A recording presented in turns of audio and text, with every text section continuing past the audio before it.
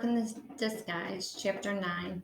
Did you see me rollerblade down that hill? Jerry asked. He was sitting on the floor in his parents' bedroom, talking on the phone, Sassy's head resting on his leg. I thought you were dead for sure, Brenda said.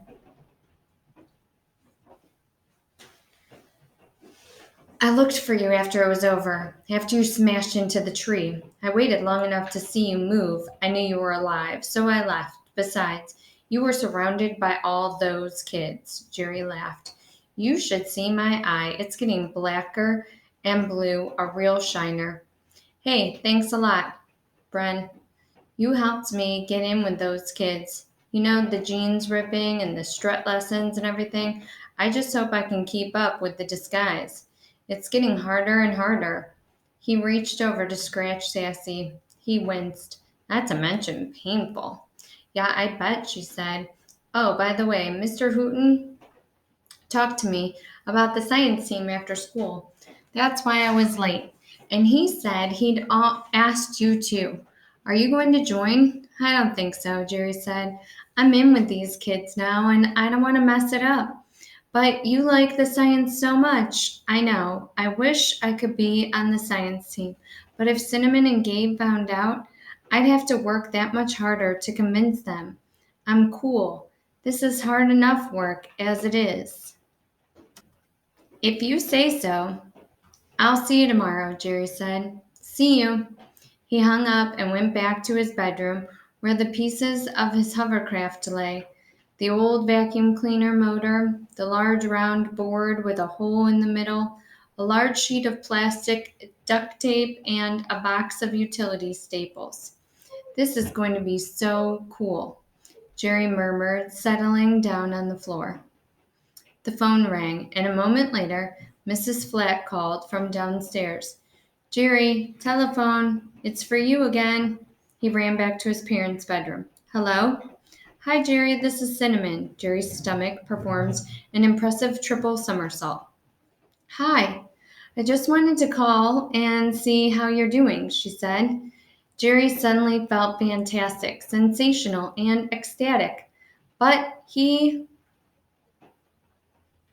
what he answered was, fine. He was playing it cool.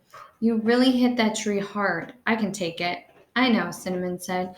You were very brave to rollerblade down that hill. Well, he said in his most modest voice, I've skated down hills steeper than that. Wow. There was a pause. Jerry, did you know about the fall carnival at the high school? A fall carnival? Yeah, it's in a few weeks, and it's really fun. They have it every year during Fall Festival. There are games and cotton candy and stuff. There's a dance too with a live band. Sounds great, Jerry said. All the kids will go.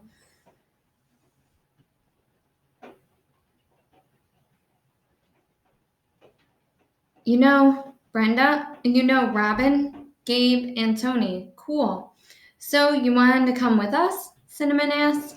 It's the biggest thing of the fall. Sure. So what's with you and Brenda McAdams? What do you mean? Well, I've seen you talking with her, and don't you eat lunch with her? Yeah, Jerry said. Don't you like Brenda? Oh, she's nice, Cinnamon answered, but, well, she's just not cool, you know. I mean, she's so smart and kind of a show off. Her brains a lot. She shows off her brains? Yeah, you know, she always has her hands in the air to answer the teacher's questions, and she uses really big words. I guess I hadn't noticed.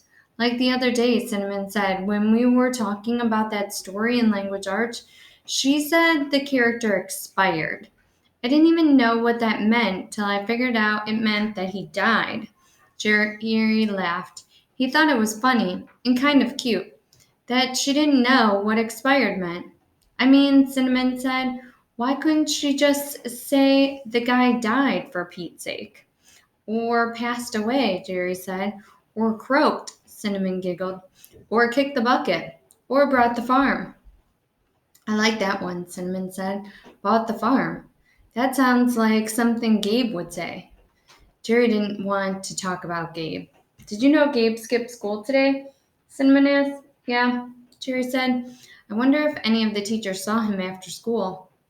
Probably not, Cinnamon replied. He says he never gets caught. There was a pause. He has dreamy hair. Kind of like Harry Styles, don't you think? Dreamy hair. Yeah, she giggled, sexy. Jerry didn't know what to say, so he said, Oh, well, my mom's calling me, Cinnamon said. She probably wants me to help fix dinner. She sighed heavily. What a pain. I hate cooking.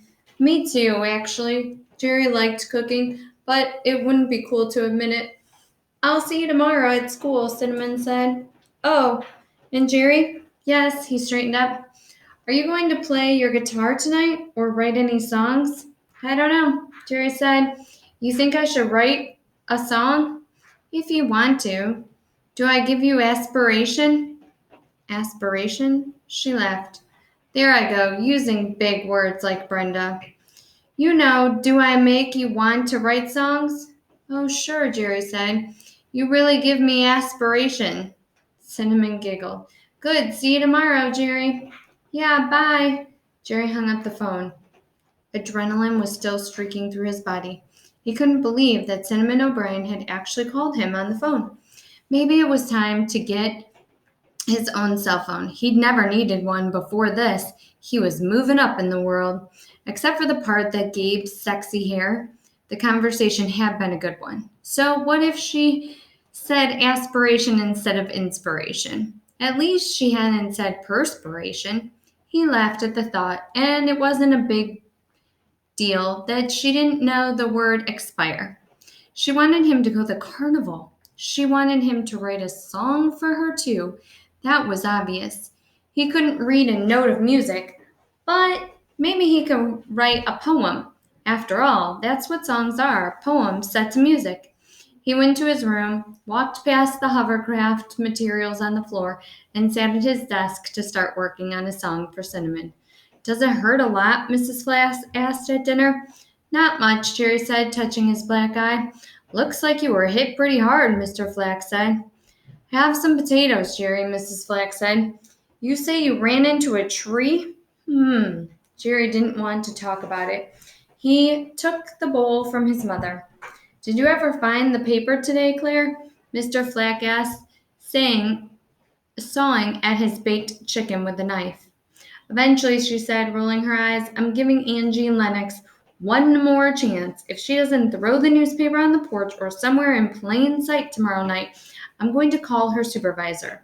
I think we should train Sassy to find it and put it on the porch, Jerry said. That might be easier in the long run. Mr. Flack stopped eating, and Mrs. Flack's eyes opened wide. Sassy? Are you kidding? Mrs. Flack said. I thought she was untrainable. She gets into more mischief. She could do it, Jerry said. I've been reading about positive reinforcement in the training of laboratory rats. Sassy's not a rat, Melissa cried. We'll start after supper, Jerry said. Do you have a newspaper I can use? Sure, his mother answered, but Jerry, don't get your hopes up. She'll learn, Jerry said. Melissa squealed. This'll be fun. I just hope it works, said Mrs. Flack. After supper, Jerry and Melissa began Sassy's training. Okay, Sassy, Jerry said. Bring the paper. Bring it here, Sassy. Melissa patted the front step. We should always use the same word so she won't be confused, Jerry said. Let's say bring the paper. Bring the paper, Sassy. Jerry had dropped the paper, folded with a rubber band around it in the evergreens under the front window. Now, he tugged on Sassy's leash and led her to the paper. He squatted down in front of her, pried her mouth open, and gently slid the paper between her teeth. Bring the paper, Sassy, Jerry coaxed. He led her up the steps to the front door and took the paper from her mouth. Good grief. Oh, good girl. Here's your positive reinforcement. He petted her, then took a doggy treat out of his pocket and gave it to her. Sassy devoured it on the spot. After the doggy treat was gone, Sassy looked up at Jerry, swinging her tail back and forth. She wants to do it again, Melissa said. Okay, Jerry said. Melissa put the paper in a different place. Melissa ran, dropped the paper on the other side of the sidewalk. Jerry and Melissa practiced with Sassy for an hour. During the last 15 minutes, Melissa hid the paper under the shrubbery, and Jerry and Sassy had to look for it. Think she's catching on? Melissa asked. Maybe, Jerry said, but it'll be a while before she'll do it on her own. He patted Sassy's head. I've got some important business to do now. What's that? I'm writing a song. Melissa brightened. Can I help write it?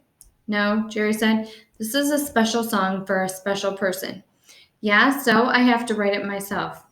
You don't know anything about songwriting. Neither do you, Melissa said.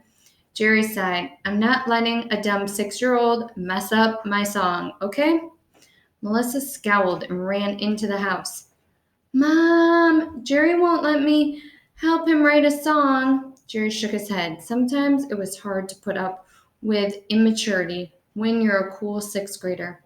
He went inside and up to his room to work on the song that he hoped might possibly win Cinnamon's